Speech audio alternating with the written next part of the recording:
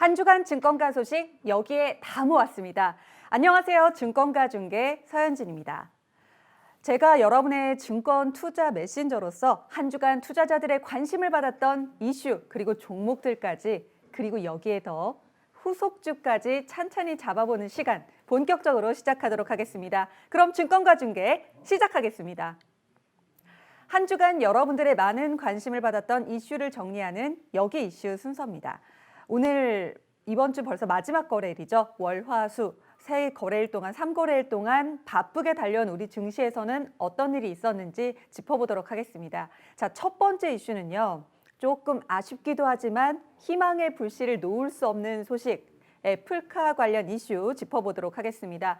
코로나 사태 이후 현대차의 경우 그린 뉴딜 정책에 힘입어서 그야말로 천정을 지속적으로 뚫어내는 주가의 무서운 상승세를 기록했는데 그런데 여기 호재에 이어서 겹호재가 등장을 했습니다. 바로 애플카와의 협업 소식이었죠. 올해 들어서 현대차가 애플카 자율주행차 출시를 위해서 협력 제안을 받았다라는 소식이 전해지면서 주가가 다시 한번 뛰기 시작합니다. 그런 애플카를 업고 달리던 정말 그야말로 뛰어오를 것 같았던 현대자동차 그룹주들의 제동이 걸린 일이 발생하게 됩니다. 자, 많은 분들이 2월 8일 월요일 많이 기대를 하셨을 겁니다. 현대차와 애플카의 협력 이슈, 그리고 생산 거점이 과연 그 기아차의 미국 공장이 될 것이냐, 많은 분들이 기다리고 제발 그렇게 되기를 바라셨을 텐데 아쉽게도 아직은 확정된 바가 없다라는 이야기가 전해졌죠. 지난 8일 현대차와 기아가 애플카 관련 협의를 진행하지 않고 있다고 밝힌 건데 당일 주식시장에서 쇼크를 받은 모습을 그대로 연출하게 됩니다. 현대차는 전거래일보다 6% 넘게 급락했고 기아차, 현대모비스, 현대위아 등 관련주들이 그야말로 하락세를 기록하면서 시총이 약 13조 원 넘게 그야말로 증발하는 일이 발생을 하기도 했습니다. 애플카와 현대차 관련 협상이 일단은 지금은 조금 확정됐다라고 말하기는 어렵죠. 하지만 일각에서는 이것이 종료, 마침표가 아닌 협상 재개에 대한 가능성도 있다라는 희망의 불씨를 제안하기도 하고 있습니다. 투자자들은 아직도 거기에 대한 기대감을 갖고 있는 것으로 보여지고 특히나 기술적인 부분으로 봤을 때는 오히려 저가 매수의 기회다 이렇게 생각을 하시는 부분도 있는 것으로 보여집니다. 그도 그럴 것이 현대차의 경우에도 그렇고 기아차의 경우에도 그렇고 신규 매수를 원하시는 분들, 타이밍을 노리시는 분들이 많은데도 불구하고 주가가 계속 끊임없이 오르다 보니까 매수 타점을 찾기가 어려우셨을 텐데 이렇게 잠깐 눌렸을 때 들어가 볼 만하다. 애플카 관련 이슈가 되면 더욱 좋겠지만 성사가 되면 더욱 좋겠지만 혹시 그러한 것이 미뤄지거나 혹은 안 되더라도 현대 기아차가 갖고 있는 성장의 가능성에 대해서 긍정적으로 점하는 분석이 우세한 것으로 보여집니다. 자, 현대차 그룹주 과연 지금이 투자 적기일지 제가 잠시 후에 짚어드리는 시간 갖도록 하겠습니다. 네, 그렇다면 여기 이슈 두 번째 순서로 넘어가 보도록 하겠습니다. 자, 여기 이슈 두 번째 순서는요. 자, 바로 제가 힌트를 드리겠습니다. 바로 동글동글한 모양의 동전입니다. 비트코인인데요. 네, 비트코인 관련된 이야기를 좀 해보도록 하겠습니다. 이제는 비트코인을 코인이라고 생각하면 안 될 것 같죠. 그야말로 세계적으로 막강하게 힘을 키워가면서 가격이 폭등하는 그런 모양새를 연출을 하고 있는데 비트코인의 폭등, 여기 이슈 두 번째로 한번 꼽아봤습니다. 예전에 싸이월드 같은 미니홈피 운영하셨던 분들은 저도 한때는 좀 미니홈피 좀 했었는데 도토리 같은 가상화폐 개념의 그러한 것들이 있었죠. 그런데 옛날만 하더라도 소액 결제, 음원을 구입하거나 아이템, 게임 관련된 아이템을 구입하는 데 쓰는 것으로만 생각했던 그런 가상화폐가 비트코인의 등장과 함께 이제는 기존의 결제 수단을 거스르는 대세가 될 것으로 좀 전망을 하고 있죠. 자, 비트코인이 안 그래도 성장세를 거듭하던 중에 꼬리에 불을 붙인 그 배경에는 바로 테슬라가 있었습니다. 테슬라가 전기차, 자동차 시장에서만 영향을 미치는 것이 아니라 이제는 비트코인에까지 영향을 미칠 그런 준비를 하고 있는데 그렇다면 자동차 회사인 테슬라랑 비트코인이랑 도대체 무슨 상관이냐 궁금하실 겁니다. 자, 내용은즉슨 테슬라가 비트코인에 15억 달러를 투자했다는 소식이 전해지면서 비트코인의 가능성, 사실 그동안 비트코인 말이 많았죠. 지금 너무 올랐다, 과열이다, 버블이다 이런 말이 있었고 또 반대로에는 아니다. 비트코인이 이제는 결제 수단을 대체할 날이 멀지 않았기 때문에 더 성장 가능성이 무한하다. 이러한 의견이 팽팽히 맞섰던 가운데 테슬라의 움직임으로 인해서 비트코인의 성장 가능성이 더 긍정적으로 점쳐졌던 게 사실입니다. 그러면서 비트코인이 큰 상승폭을 이뤄낸 건데요. 테슬라는 비트코인 투자 소식과 함께 가까운 미래에 테슬라 제품에 대한 결제 수단으로 비트코인을 채택할 것이다. 이렇게 밝혔습니다. 여전히 거품론은 존재합니다. 그렇지만 이번 테슬라의 움직임은 비트코인이 주류 자산으로 자리 잡는 중요한 계기가 될 것으로 보입니다. 한때 우리가 음원을 사고 소소하게 구입을 했던 가상화폐를 이제는 자동차로 플렉스할 수 있는 그러한 시점이 머지않은 것으로 보여집니다. 이렇게 테슬라 효과로 비트코인 가격이 사상 최고가를 기록하면서 국내 가상화폐 관련주들도 덩달아 급등하는 모습을 연출했습니다. 자, 그렇다면 비트코인의 가격 추이를 한번 보면서 내용을 좀 짚어보도록 할까요? 네. 1년 사이에 비트코인 가격이 정말 급등했다라는 것을 알 수 있었습니다. 자, 암호화폐로 가서 한번 보시면요. 네, 가장 대표적인 비트코인을 보도록 하겠습니다. 자, 비트코인의 지수. 지금 6개월 정도 추이만 보더라도 급상승한 모습, 그야말로 차트가 급격하게 상향하는 그런 또 모양새를 볼 수 있고요. 자, 1년 차트로 보면 그 모양새가 더 두드러지는 그런 부분 확인 가능하실 겁니다. 비교적 오르내리락 그런 부분은 있었지만 큰 파동 없이 이어져 오던 비트코인이 갑자기 작년 연말부터 상승 랠리를 타더니 테슬라발의 호재에 힘입어서 급등한 그런 모습을 확인하실 수 있었습니다. 자, 앞으로 비트코인의 성장세는 어디까지 갈지, 그리고 여전히 존재하는 거품론이 과연 맞을지 투자에 있어서 지켜보시는 것도 현명한 투자를 위한 하나의 지표가 될 것으로 보입니다. 그럼 이렇게 비트코인까지 이번 주를 뜨겁게 달궜던 여기 이슈 2가지 살펴보셨고요. 그렇다면 설 연휴 이후의 증시의 흐름은 어떻게 될 것인가 한번 전망을 해보도록 하겠습니다. 한 주간 이제 주목받았던 이슈들을 전해드렸고 관전 포인트 짚어보면요. 당분간은 코스피 지수 기준으로 3,100선 전후에 박스권 장세가 이어질 것으로 보이고 있습니다. 이제는 나올 재료는 대부분 나왔다고 볼 수 있죠. 자, 미국발 경기 부양책, 전기차 관련 이슈 어느 정도 결론이 난 분위기고요. 물론 당장의 분위기가 바뀔 여력도 있지만 애플카 관련된 경우에는 협상이 일단은 종료된 것으로 보이고 미국의 경기 부양책은 이제 시행만을 거의 앞둔 그런 상황을 보여주고 있죠. 그러면서 크게 나올 재료는 다 나왔다. 특별한 악재가 없는 한, 그리고 또한 특별한 호재, 정말 우리가 예상치 못했던 이벤트가 없는 한은 3,100 전후의 박스권 장세가 이어질 것으로 보여지고요. 다만 우리나라에 있는 이슈가 있죠. 설 연휴가 지나고 나면 4월에 예정된 보궐선거가 한 달 반여 앞으로 다가오게 됩니다.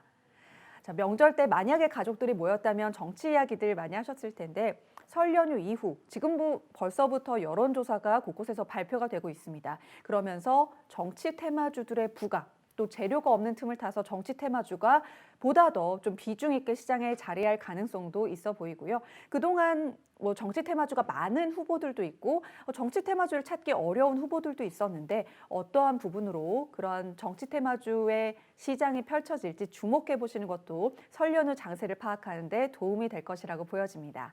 그럼 금주의 증시 관전 포인트까지 한번 짚어봤고요. 그렇다면 원픽 순서로 이동을 슉 해보도록 하겠습니다.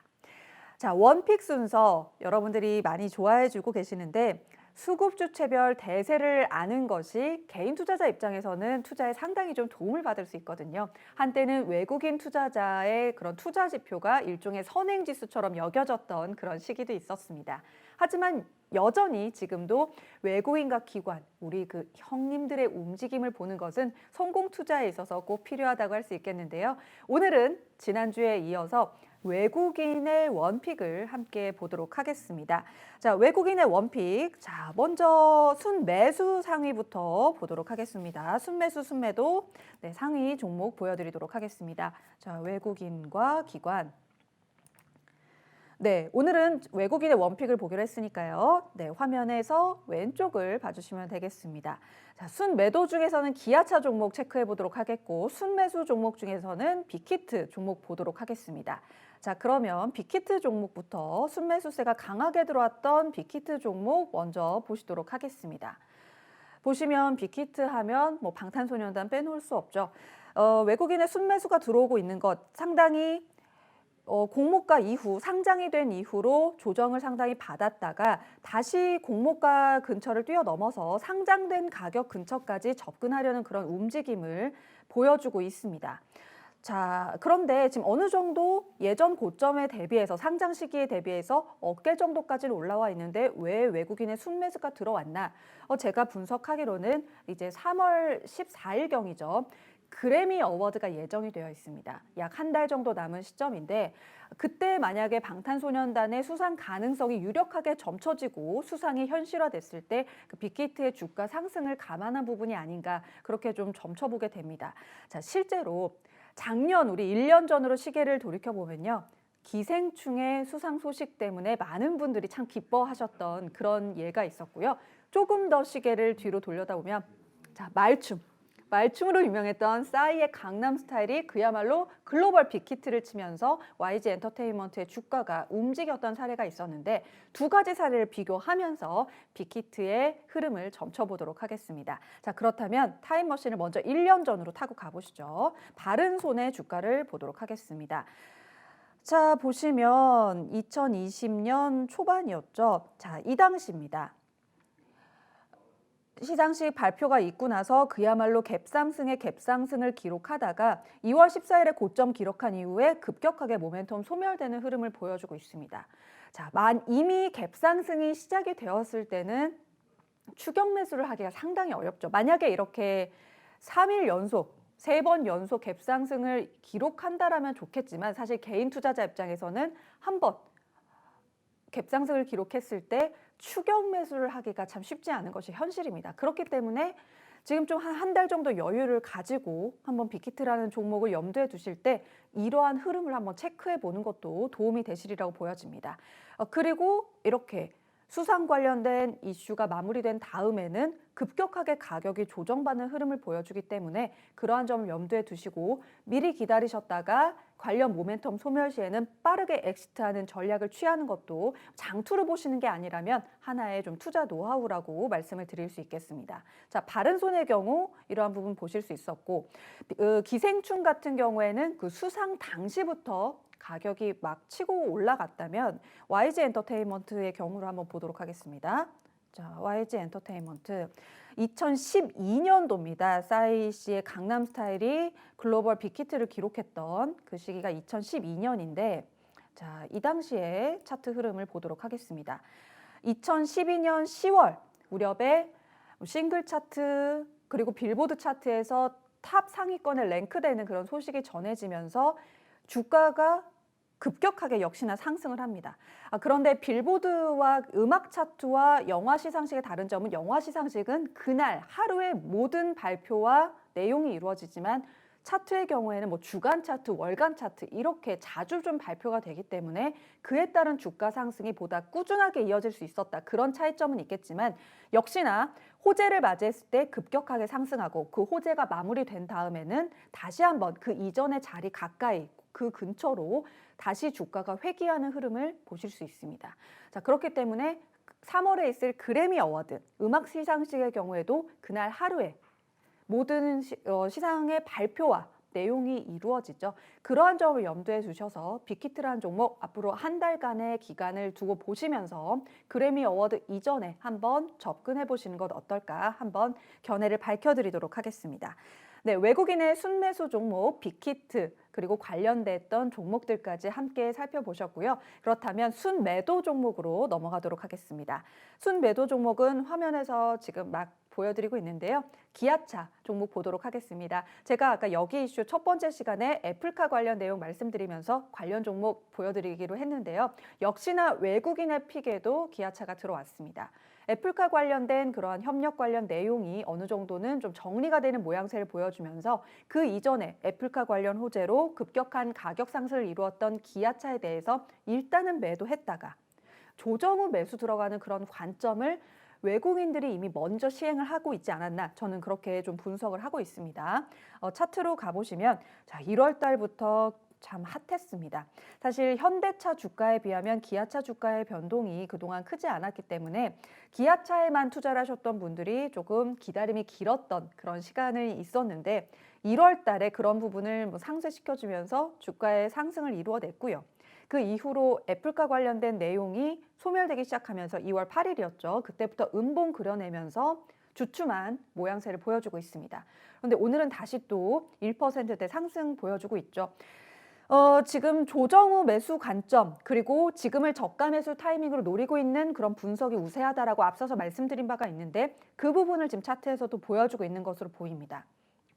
이제는요, 정말 웬만한 악재가 있지 않는다면 이 타점 이후 6만 원대 가격은 잊어버려야 되지 않을까, 저는 그렇게 보고 있습니다. 지금 조정을 받은 상태에서 약 8만 원 중반, 조금 욕심내보면 8만 원 선을 기준으로 잡고 분할 매수 관점으로, 신규 매수의 경우 분할 매수 하시면서 다시 한번 또 애플과 관련 협상이 완전히 종지부라는 개념이 아닐 수도 있기 때문에 그러한 부분들, 그리고 현대차, 전기차 관련된 호재를 한번 노려보시면서 투자하는 관점으로 말씀을 드리도록 하겠습니다. 신규 매수 8만 원 선에 접근한다고 하셨을 때 1차 목표가는 9만 원으로 잡아보도록 하겠고, 그 이후에는 이전 고점인 10만 원 선까지 잡아보는 액션을 취해보도록 하겠습니다. 네, 기아차의 경우에는 현대차의 이슈를 함께 받을 가능성도 있고, 미국에 있는 그런 공장과 더불어서 또 애플카 관련 내용이 다시 한번 등장했을 때 수혜를 받을 가능성도 있다는 점 함께 기억을 해두시면서 본연의 이슈로도, 그리고 해외 관련된 자동차 관련 소식으로도 호재를 받을 가능성이 있다는 점도 염두를 해두시면 좋겠고요. 짧게 재무추이 한번 보고 가도록 하겠습니다. 기아차 역시도 지금 성장세를 비교적 기록을 했습니다. 코로나 이후에도 흑자 기조를 유지하면서 지난 1분기에 대비해서는 줄어든 모습이지만 계속 움직이고 있고, 추정치를 봤을 때 더 괄목할 만한 성장이 예상이 되고 있는 부분입니다. 그런 부분에 이어서 제가 아까 본연의 호재도 있다라고 말씀을 드렸죠. 이런 기아차 본연의 다른 곳과 연관된 것이 아닌 기아차만의 성장 동력에 의해서 움직일 가능성도 한번 점쳐보시면서 투자에 참고하시기 바라겠습니다. 네, 그러면 외국인의 원픽, 순매수, 순매도 들어왔던 종목, 빅히트, 기아차 이어서 보셨고요. 이어서 관심이 가진 이 코너로 넘어가도록 하겠습니다. 네, 관심이 가진 이, 그동안 탄탄한 기업 구조와 그리고 업황에 있어서도 기대가 되는 종목들, 하지만 살짝 저평가된 부분이 아쉬웠던 종목들 소개해드리고 있는데요. 오늘은 바닷가로 한번 나가보도록 하겠습니다. 해운주들을 보도록 할 텐데요. HMM 함께 보도록 하겠습니다. 네, HMM 지금 종합 물류 기업이고요. 컨테이너 물동량이 늘어나면서 해운주들이 좀 불끈 힘을 냈던 그런 모습을 작년 하반기부터 보여주고 있습니다. 그런 방향에 힘입어서 HMM이 작년 영업이익이 1조에 육박하는 그런 호재 소식을 전해주기도 했죠. 또 이것이 단순히 1조를 육박한 그것만이 아니라 10년 만에 흑자 전환에 성공을 하면서 그야말로 괄목할 만한 그런 기록을 보여줬습니다. 자, HMM 여러 가지 컨테이너 물동량 늘어나는 것뿐만 아니라 자체적인 이슈만으로 봤을 때는 매각 관련된 이슈가 여전히 뜨거운 감자로 떠오르고 있습니다. 매각이 되면서 그 기업 가치를 보다 더 평가받을 수 있을지에 대해서도 관심이 늘어나고 있고요. 그리고 코로나19 사태로 인해서 일명 보복 소비라고 하죠. 지금 내가 이것도 못하고 저것도 못하는데 이거라도 사야지. 약간 이런 심리가 늘어나면서 물동량이 늘어나고 있고요. 그런데 물동량 대비해서 선박 투입이 적다 보니 해상 운임에 대해서 상승세를 타고 있고요. 이런 해상 운임 지표는 또 일종의 경기 선행 지수로도 점쳐지기도 하는데 계속 올라가고 있죠. 상승세를 보이고 있음으로써 해운주들의 전망을 밝게 해주는 하나의 지표가 되고 있습니다. HMM도 좀 그런 시세를 시황을 타고 있다라고 볼 수 있겠고요.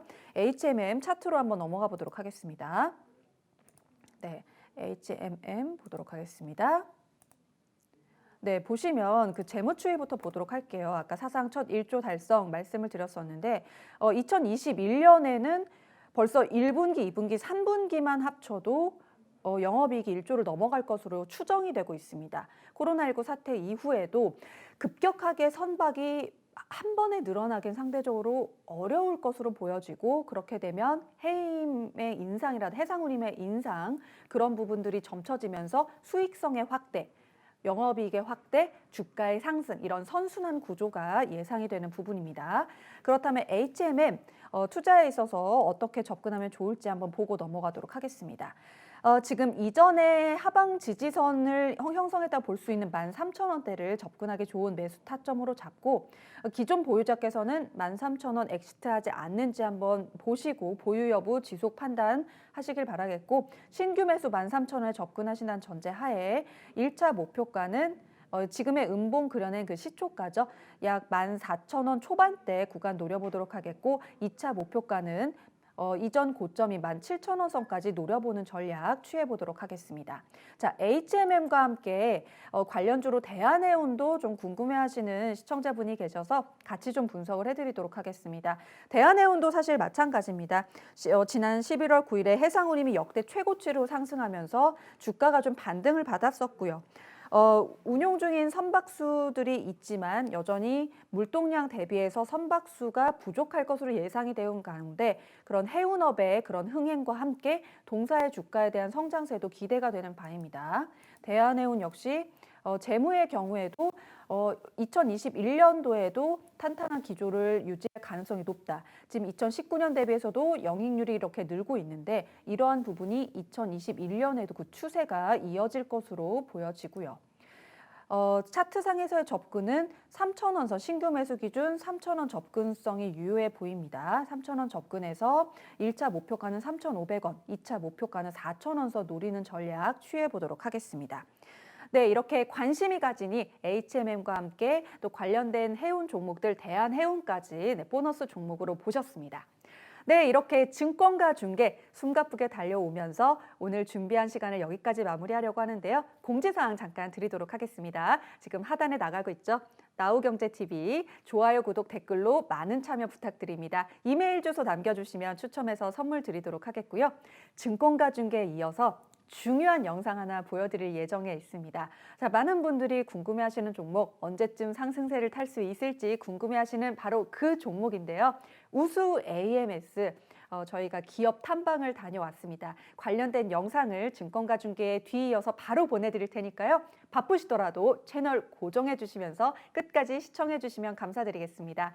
저는 여기에서 인사드리겠고요. 여러분 새해 복 많이 받으시고 저는 다음 주에 다시 인사드리도록 하겠습니다. 시청해 주신 여러분 고맙습니다.